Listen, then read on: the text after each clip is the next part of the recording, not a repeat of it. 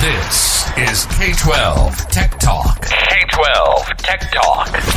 The podcast by K-12 Techs for K-12 Techs. Real conversations, real arguments, and real banter on trending K-12 technology topics and issues. Live from the somethingcool.com studios, this is the K-12 Tech Talk podcast. I am Josh. With me, as always, even when he's sicker than a dog, I wish you could see his face, Mark. It's pretty bad. Chris is not with us tonight due to a prior commitment, so we will take every chance we get to make fun of him.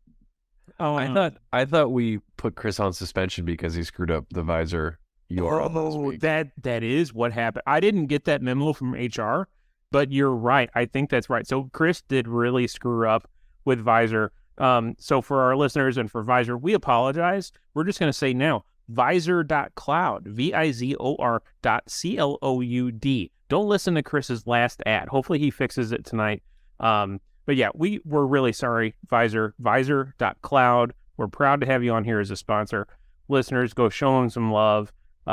Chris really screwed up. Send us hate mail. Send Chris hate mail because, you screwed up a sponsorship. The other request that I have for listeners tonight is I had an interesting conversation with, I believe it was a listener from California this week. And I asked the one favor that we ask in return for doing this. Well, two favors. One, visit our sponsors and listen to their sales pitches. Two, and potentially buy product. Two, share this podcast with your friends, with your meeting groups. That's how this spreads. Chris and Mark had a wonderful time in Austin, Texas at K-12-6. Mark, we're going to talk about that in the next episode because this is part deux of the Soheil Katal interview from LAUSD, but do you want to quickly just talk about K-12-6, Mark? Yeah, we're going to do a little deep dive in the next episode. We have an interview with Doug Levin. We're going to talk all about some of the sessions that were there. It was a really, really fun conference. It was the first one for K-12-6, so definitely a lot more to come, and we'll see that on the next episode. And we might talk about Chris and Mark's relationship, like their friendship / Yeah, we met. They all met in person. Oh my goodness. Okay, so this is going to be the follow-up episode, part deux, however you want to say it, of the interview with the CIO from LAUSD. He is a friend of Mark's. He is a kind of cohort. They're in the secret society together. Soheil Katal. He was awesome enough to let us interview him a couple weeks ago. Mark, why don't you, if you feel well enough, tell us about episode 1 and kind of where we left off. Yeah, so when we left off, Soheil was giving us kind of the deep dive of what happened the night of the incident, a little bit of their initial recovery, and then where we're going to start tonight is when we pick up the conversation is going into the recovery, going into the decisions that need to be made in the days leading afterwards, the political, the media kind of firestorm that came as a result of it. And this is a really, really cool episode because it's just kind of a look under the hood. And definitely, when you're talking about a big organization as large as LAUSD, to hear about what an incident like this is like at that large of a scale is just fascinating. So hope you'll enjoy it. Yeah, so this will close out our interview with Soheil, and we really appreciate the time that he spent with us. He didn't have to do that. From everything we've seen, we were the first, or one of the first, if not the first, one-on-one interview that he granted about this specific topic since it has happened. So we're super appreciative of him spending time with us and letting us have first crack at that. I know you guys talked about it down at K-12-6 in your address. I think the feedback, there was some excitement. It seemed like building around that, and that clearly shows with our listens. So again, here we go into the interview, but share us with your friends, visit our sponsors, and hopefully Chris gets visor.cloud right at the end of the episode. Thanks for listening. So, all right. So you've got all these people in the room. This is the first 72 hours. And just to kind of paint the picture, this is Friday night, Saturday, Sunday, and then Monday was Labor Day. The feds are there, and it sounds like this is great. You got the feds in there, but their strategy is not to help you get to school on Tuesday, right? Their strategy is to what? Oh, so remember, that's where you need to be able to manage everything yourself. Nobody's going to manage anything for you. You are doing multiple things. First, you want to prevent this incident to crippling the system. At the same time, as a CIO, you are still responsible to come to operation.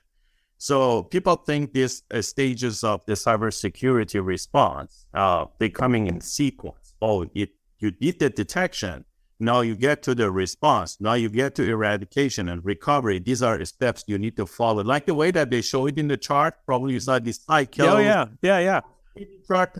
It's not that. There's no way you can hold everybody back and do something. You need to prioritize. You need to section systems based on what is top priority to what area, and then sequence them to operation. So when we did the initial detection, when we start doing the eradication, we needed to prioritize the system to bring to production. One of our main priority was to be operational by the next day, which was the Tuesday morning, to be able to get kids to the school. The goal, this was a clear goal by our superintendent with the board. We were briefing board every 3-4 hours. So it wasn't like, hey, every day. So we were briefing board, we were briefing superintendent, and working with the team very closely and directly. It was hands-on work for me. It was restoring the system. So that's why FBI and the team, they were working their work. But at the same time, we had our own team to work on the recovery of critical systems.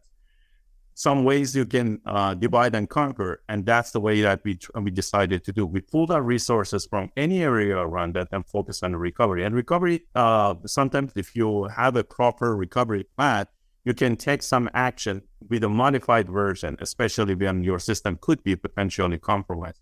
You do a scanning against those critical systems, make sure there is no residue, there is no touch on those systems. If it is, or if you don't have time to do that, you activate your disaster recovery plan. You bring up the transportation, food services as a school district. These are critical systems for us. We want to make sure we feed the kid. We want to make sure we transport the kid. We want to make sure we teach the kid. When you say teaching the kid, means counting the kids that they go to the school in IT function.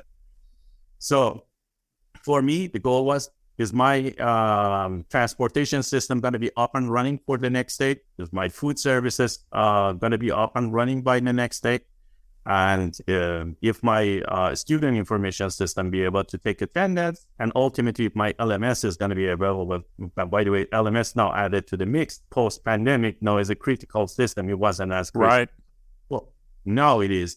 Therefore, you need to make sure these 4 systems, the day of your operation, are active. And we were able to successfully, with the day and night working and splitting in different teams to different sections, to restore all of those systems to operation, but in a different modified version. Remember, you're working with the ongoing investigation and incident. What was that? We made the decision to reset everybody's password. That's remember, when you have a compromised system, you don't know what touched, what didn't touch. You don't want to take the risk, open a system, and ultimately somebody be able to get in. So if I'm making a rational decision to open a system in a short period of time, I need to get some type of a pre-assessed measure to protect my system. One of them was our system should not be accessible from internet. We kept all internet access blocked from all of our system, except you need to be at the school to do it. You want to reset your password? Go to your campus. You want to do this? Go to your campus. All the system was restricted from outside. And that password reset probably was very impactful, especially when you have that many users that we were talking about right now, have 1 million users, 1.5. By the way, I forget to say, I have my retirees in my Active Directory because they are receiving and there are about 200 retirees in our systems that we are managing, because they are accessing the retirement plan and benefits and everything else. But managing all of those accounts, resetting their password, communicating with them, and be able to restore the services. Go ahead. It's funny because as you're saying this, when you brought up the password reset thing, I remember reading, the three of us were following I think it was the Twitter account, and at some point you guys spun up a website where you were super transparent about what the current activities were, what the current status of systems were. And I remember reading about the password reset and the sheer numbers of people's passwords that were reset, thinking, my God, the number of calls that is probably generating to support staff has got to be astronomical. I just couldn't imagine. It was, but the good thing, one thing we learned from pandemic, and that probably is still going to stay with us for a long time until people forget about everything, was we learned how to work and collaborate with each other. When the incident happened, every department, every group put the support behind IT. I mean, it was an IT running everything. Operation, schools, field, teachers. There was no separation. And again, we're learning this lesson during the COVID, that we need to work together. And that was the same scenario. So when we were releasing this information, really, as an IT, we were a source of the decision making. We want to do this. We want to communicate this. And then communication would go out, and obviously, if there was a mistake, it would be our responsibility to make sure we correct it. And yes, there is always glitches when you do something that fast. If I have 2 million users want to reset the password through the same password reset portal, I need to size it properly. Believe it or not, we have it. Yeah. So that's so something funny you should know. So we have the biggest SIS system at the time, custom developed by us and everything else. And it's massive. This hardware that's running this system is sometimes, I can say, is unheard of. Number of cores, CPU, and everything. So when we went through this password reset process, we needed a high compute, high CPU, high memory to handle the size of the password reset that is coming. We took the resources away from SIS system, we put it for password reset. Literally, it was that huge of the system to process that many password reset requests. I can tell you exactly, it took me 250 CPU core and about 3 terabytes of memory to process.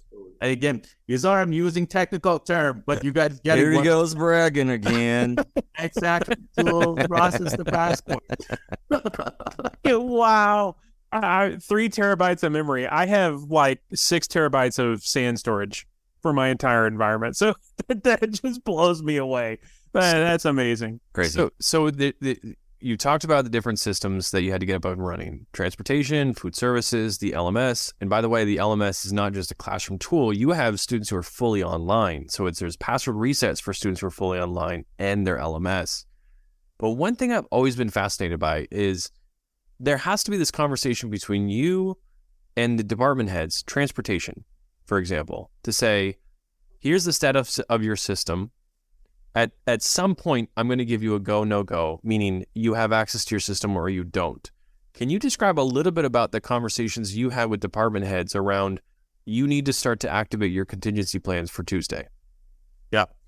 So obviously, everything runs on the clock. So when we were talking about restoring the system, it's not like, 2 days before we opened the school, the system was up and running. No, literally like by minutes, we were counting time to do the stress test, load test, activate the system, do the scanning, and everything else that goes with it. And at the same time, have the transportation team to access to their system so they can put the route, put the student roster, and everything else to be able to activate it. So it was a constant communication and release of information to individual departments. We were releasing data information every 2-3 hours.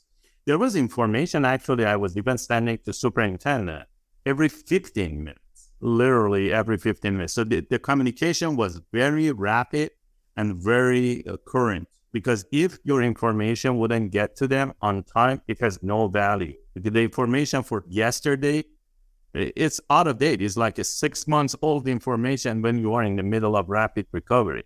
Therefore, those information was, for example, we were tracking password reset. Why was important? Because the field and the principal, they were all engaged to make sure the kids get their password reset. So what did we do? We said, okay, we divide and conquer strategy. If it's an elementary student, it is hard for elementary student to reset the password, but it is simpler for a secondary student to reset the password. What did we say? We said, if you are a secondary student, we send you to the portal directly to reset the password. Job 8, everything was sent. Schools communicated. We communicated. We put it in so many different ways for the school to get access that one way. One thing we didn't do, as much as we were transparent in our communication, what are we doing? We didn't put it in Twitter or public forum, which we could, to tell, how are we doing it? Yeah. We never said publicly that we closed our network except to internal school. Why you wouldn't say that? Because the bad actor reads your Twitter same way that you're reading. So you don't want to over-communicate it. Right. You want to communicate enough to get to the user. The transparency was mostly was about what we are doing, but not how we are doing it. And that's where we separate the communication criteria. But to continue what I was saying, separating the elementary from secondary was crucial, because the secondary, they reset their password through the portal. Elementary kids, we did the password set because the goal was mitigate the situation. If the bad actor has access to the password of somebody, it doesn't repeat the same incident again. So what we did, we set the password, but we give them longer period of time for teacher to work with the kid to reset the password rather than rush them. So the first of the instruction still started with the new password. There was no old password when we did it, because the password was set by us and sent to the teacher to help the student log in. When they logged in the first level instruction, the teacher was able to help the student to reset the password with preset password that we configured for them. It is very important to know this mechanic around it to mitigate. Otherwise, later on, it's going to bite you. And probably that's some of the key areas people need to pay attention. Remember, I told you, K-12 is, and you know it, K-12 is different than anybody else. When I'm doing the password policy or anything else, some of those need to be different when you deal with the elementary kids. Yeah. So at one point through this process, were you making a decision, or was it from the beginning you're saying we're not going to close school? Was there ever a point during the weekend where you had to make a decision, sit down with the superintendent and say, it's a go, no go for school on Tuesday? It was my decision. I was asked. Oh, God. I was asked, can we open this school on Tuesday? And I couldn't say no. Literally, I couldn't say no. I could, if I wanted to take it easy and take the pressure off the team and everybody else, probably I could have said no and delay the opening of the school. But the impact of the school district in our side and the disruption that can create on the city, it was massive, that we couldn't afford that. It was crucial for me to commit and deliver what I promised. I promised I'm going to open this school. My kid goes to the same school. Yeah. So I want the kids to learn and then know where, and at the same time, I hate to say this, but you want to say that you are not get played by the bad actor and criminal that easily. Yeah. You work hard, and you respond hard, and at the same time, you can recover the system on time. Wow. Well, and I think if you look at it from a humanitarian standpoint too, and we learned this during COVID, a lot of students receive, or the only place a student really gets a good meal is at school in some cases. So if that had to play in a huge factor in whether or not you could open that Tuesday. Is if we don't open, how many of our students aren't going to have a decent meal on Tuesday because we're not providing that meal for them? I'm sure that was a huge factor of that too. It was. You're right. During the pandemic, that was one of, and you know that LA is in Los Angeles Unified. We are about 85 to 90% free reduced, which that tells you how many low-income kids go to our schools. Right. So that's easy to make the decision like that. I'm not going to open this schools. Right. So it's hard to believe that we've been talking for about 45 minutes and we're only up to day 3 or day 4 in your response. So now let's talk about Tuesday. School opens and you now have to make sure that school opens safely and continue with your work. What's going on now? So that's where the key, obviously you bring the key systems up, you know they're available, you need to keep them up at the same time. And as you're working to the rest of your system, in LAUSD, we have about 200 applications, and prioritizing those applications depending on the sensitivity about those applications become critical. One thing you're probably going to learn, there are some compliance systems, like you need to send some report to this state, something here and there, and they have like a deadline. You need to send this by such a date. You need to send that by such a date. Run your payroll. You need to do this. You need to do that. And that's become important. Why? Because to some extent, you can get the exemption from your state. And we were in such a situation because, again, it was a big incident. And it was publicly communicated, and the feds, everybody, the Whitehouse and everybody, they were engaged in helping us. And at the same time, I communicated with the state, we need an exemption from those requirements to be able to really secure our system to be able to generate those reports.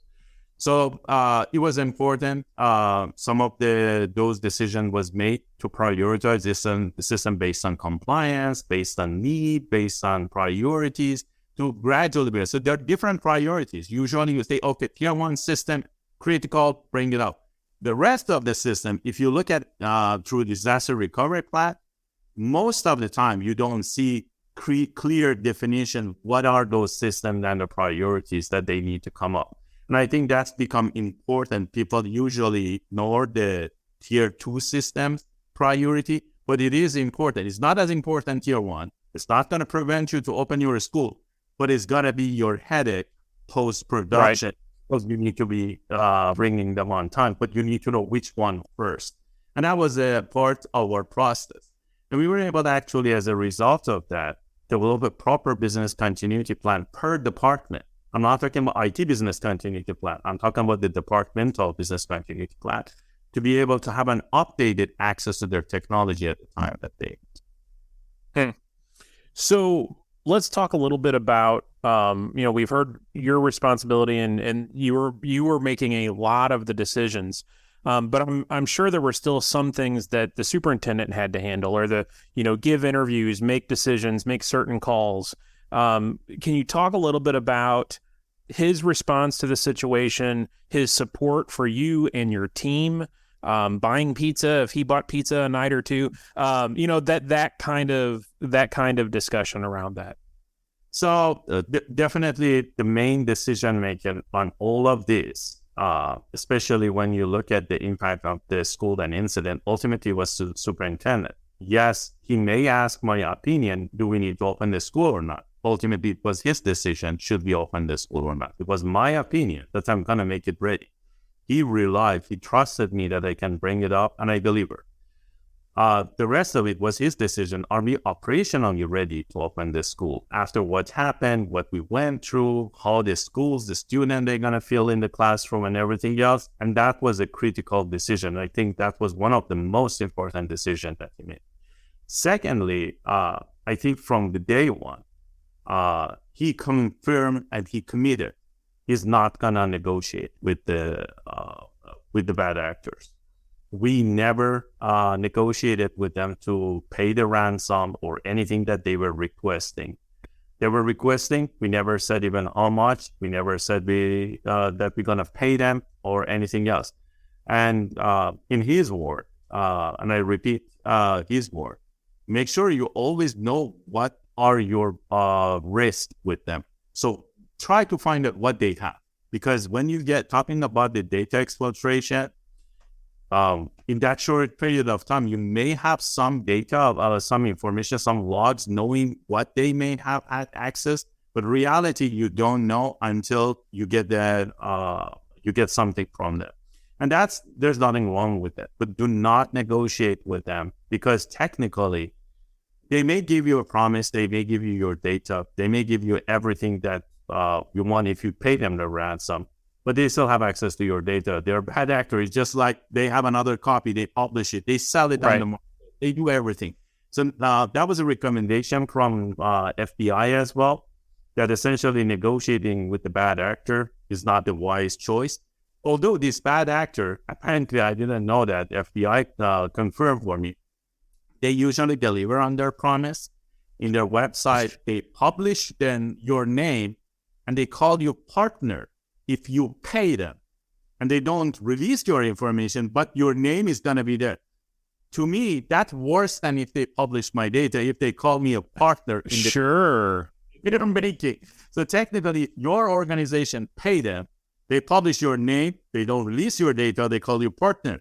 If you don't pay them, they just release your data and they name you over there. So for us, the risk of the data was minimal. I believe, or hardly believe, depending on the risk and whatever it was, we would never pay the ransom, and we would never negotiate with with this type of a criminal. And that was one of the decisions the superintendent made from day one, not to negotiate, not to pay the ransom, and he stood by it. Now, so there's a threat actor who's communicating things to you. Are you communicating? Is the FBI communicating? I mean, who's taking care of that side of the situation? You don't deal with them. Usually, any type of analysis about the bad actor goes back to your insurance company. They have experts. They know how to deal with it. Do not engage. That's what I'm saying. I repeat, do not engage with the bad actor, because technically that may backfire politically. It may backfire security-wise and everything else. Leave it up to the expert. They know what's your risk. Obviously, they ask you what's your risk tolerance. And for us, the risk tolerance was we're not going to pay. Wow. And obviously, you can see me as a CIO, when superintendent tells I'm not going to pay the ransomware, it's a good thing. I'm proud of him and his decision, but it makes my job more difficult. Means I need to recover the system no matter what. There's no alternative. I'm not going to be able to have a champion come in and saving me. I need to save, restore, bring up the systems. And I think you alluded to this earlier, though.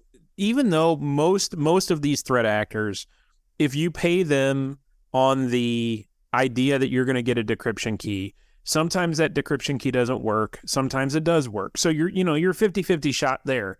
And then there's the double extortion of, we're going to release your data. Okay, if you pay them again, that still really doesn't mean they're not going to post your data. They still could post your data. So, I mean, his stance of we're not going to pay, to me, it makes sense. If you weigh that risk, now again, depending on what kind of data they have, but if you weigh that risk, it's not a guaranteed conclusion, True.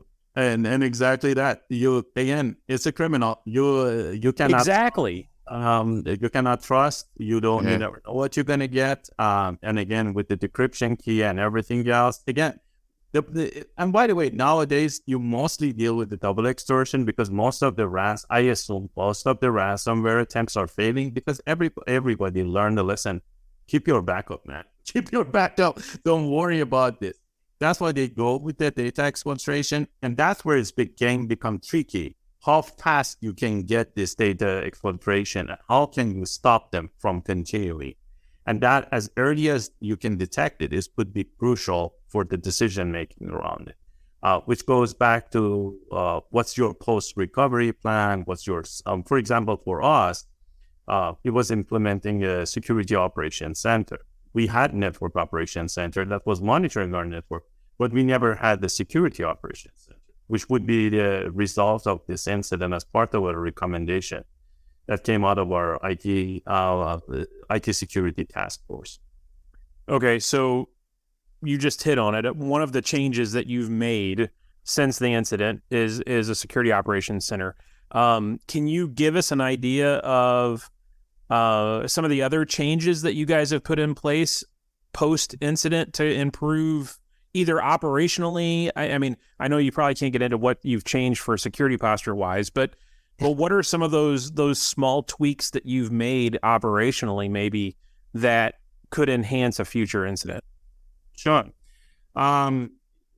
I think it is important, going back to the incident, I think it was in the first week of incident, when superintendent gave his first briefing to the public and to the board and everybody, that he announced that he's going to have a 90 days plan. And that 90 days plan goal was not only address and mitigate the current situation, but lay the pathway for us to build the most secure and reliable IT infrastructure in the K-12 industry across the nation. That was our goal, our commitment, to essentially come up with the recommendation to build this as the model that everybody else can take advantage. That's where a conversation with Whitehouse started, because Whitehouse wanted to develop a model for other education entities. And the conversation expanded to CISA. CISA is the architect for this security architecture across the government and private sector. So what we did, we created the very rapid task force. We call it IT security task force. That their function was, they're just going to come for 90 days. The people that they were invited to be part of that task force, probably a school district like us, or like yours, or anybody else, they're not going to be able to afford to pay the salary of these people. I named them for you. There were people from Wells Fargo chief level. There were people from Intel chief level. There were people from I would say Microsoft and other areas, Apple. Again, not the business side. Don't look at the business side, because business sides, always they try to sell you stuff. Stay away from them. Right. You want that.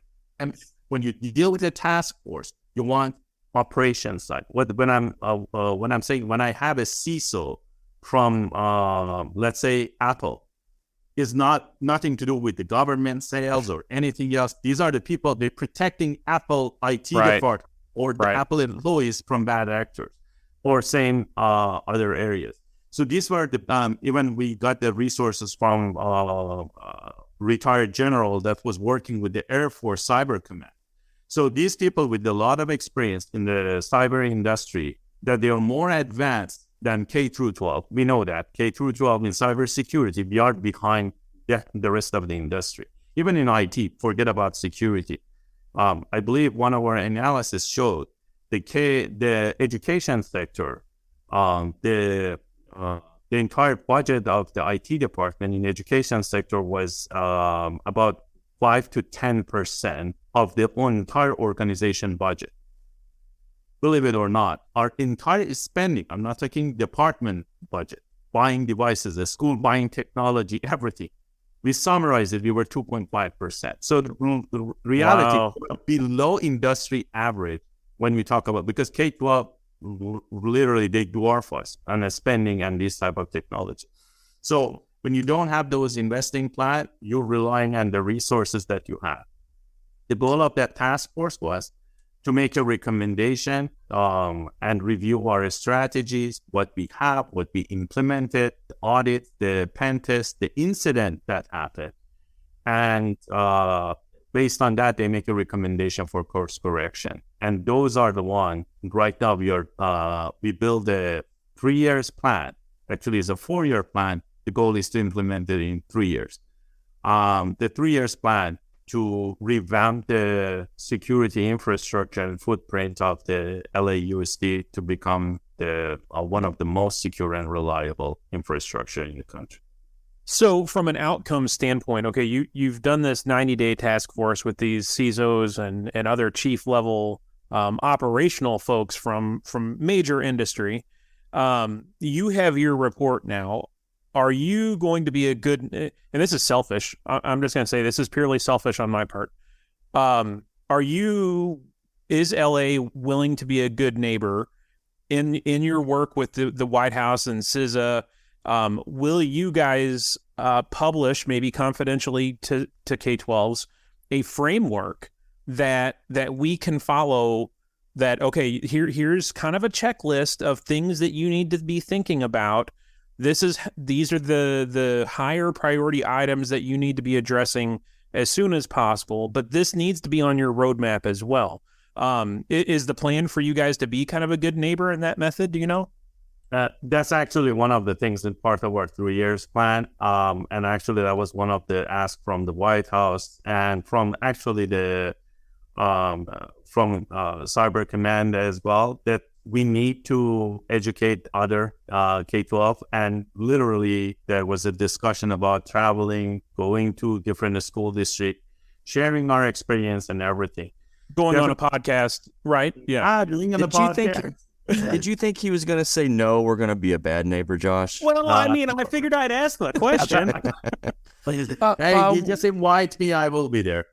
What number did you call at the White House? Maybe we can start there. Is there a phone number? Did you just call the It's general a red phone, I bet. line? Yeah, he's got a red phone on his desk. We can't see it in the picture, but there's a red phone that he picks up. Yeah.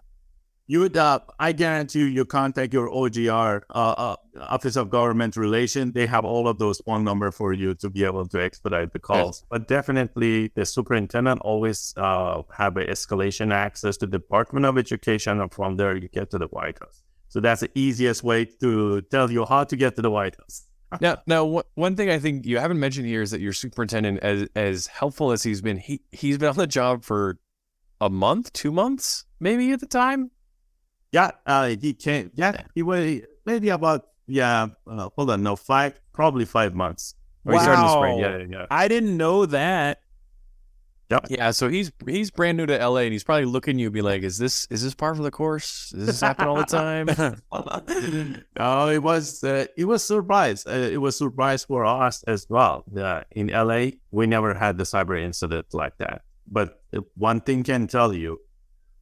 If you are not safe, nobody's safe, especially in education. I think this is something can happen. It can happen to us as well. Actually, there are a lot of statistics that tells you if you have an incident, usually there is a 60-70% chance and that you have another one in the same year. We are very sensitive to be able to protect ourselves. One thing I would tell you, this bad actor specifically, they are famous for going after the low profile target. They would barely go after a high profile like us. So there are debates why they picked us. Are they changing their structure? Are they want to become more involved in this type of incident? Or no, they just made a mistake. It was a stupid mistake. They didn't know who we are or what size we are. And the reality is they spend money. It wasn't like they did this for free. When you want to do this type of thing as a cyber criminal organization, you have resources. They have financial analysts, they study organizations, and at the same time, they do a lot of reconnaissance. They go through your system, they go to the market, they buy things, and they try to break into your system. And in our case, it didn't pay off. So if you call it ROI, their ROI was good. So, from a feedback standpoint, from parents and students, I saw a post on Twitter a couple months ago. I believe it was, I'm not going to name a name because I'd probably get it wrong and I don't want to mess up. But there was a school district, a relatively large school district that had a ransomware incident, and they recovered pretty quick, but there were a couple days downtime. And I think it was their CIO posted on Twitter that when kids came back, they started receiving hand-drawn pictures and notes and thank you notes from students saying, "Thank you, IT department, for working so hard on getting the school back and getting us back here at school and fixing things." What was your experience like from a parent aspect, from a student aspect, from a faculty standpoint? I know you said that everyone was pitching in and assisting. If you could talk about that feedback or that buy-in support from those key critical folks. Thank you. I received a lot of support. I mean, there were text, email, communication, walking even in the elevator with other people that they were impacted with the cyber attack. It was non-stop. I mean, people that they left or retired. I mean, people that they went to other organizations, people that they are not even with us anymore. It was very very well supported. The public comment. Yes, when you read one thing I would tell you, when you're in the middle of this type of incident, it's easy for people to point a finger and blame, oh, you did this, you did that, you didn't pay attention to this, you didn't pay attention to that. But the reality is, we survived, number one. If we would have failed, that would have been the totally different conversation. And probably blaming, pointing finger would be much more than what we received after this. Even with that, we still receive pointing finger and blaming and everything else. But the reality is, we survived, we recovered, we restored, and the student back in the classroom. That's number one. And we learned a lesson, and we want to share that lesson with everybody to be able to recover and make it a resilient system, not to be really compromised with this type of bad actors, because eventually it's going to happen. It just matter how you mitigate the situation and how you contain it to not to become catastrophic. Like some example of other school district, they ended up shutting down. And you think shutting down is a critical part? I think that there could be much worse when you lose 30 years or 20 years, 30 years of critical information that you're keeping in your system to do AI, analytic, projection, or graduation for a student that they are on track and everything else. Losing that information, it's a harm for those students that essentially now they're just riding in the rail without the conductor. And that's not easy. Yes, the same year, same teacher has those information, that the student graduate to next grade.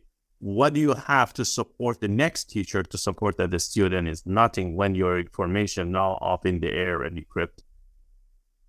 Yeah, I think we were kind of off to the side watching the situation in LA, and I think there's the public reaction, and there is, when there's tweets and social media around what's going on, there's also kind of the behind the scenes conversation, right?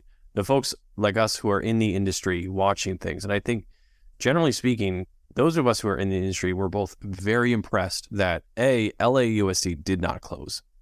And you showed very, very high expectations for how this should be handled and how you should respond to this. And B, the other response is, if this can happen to LA, this can happen to anybody.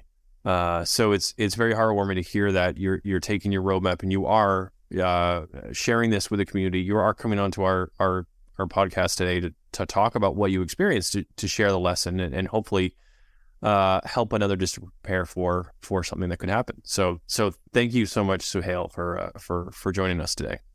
Sure. Thank you, Mark. And thank you all of you guys.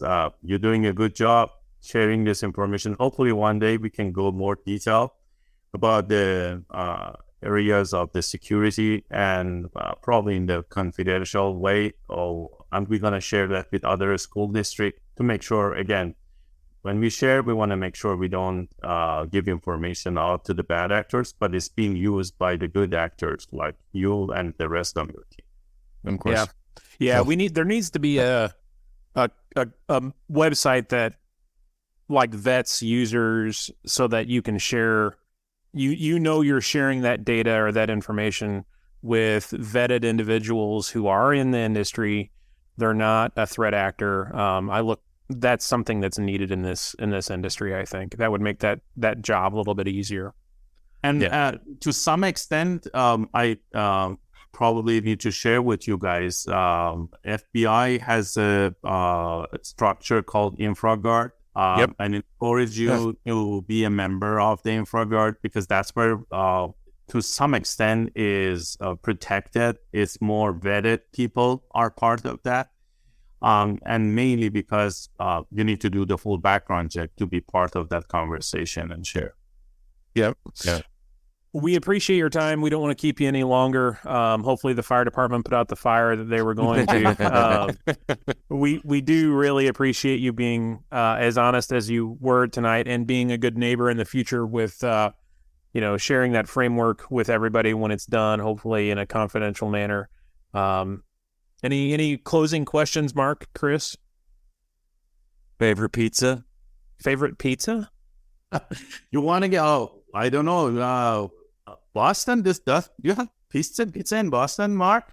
Yeah, we've got some pizza here. Yeah, Okay. you gotta come over here. We'll take you. I'll take you to the North End. It's Okay. the Italian section of Boston. You get the best pizza you'll ever have.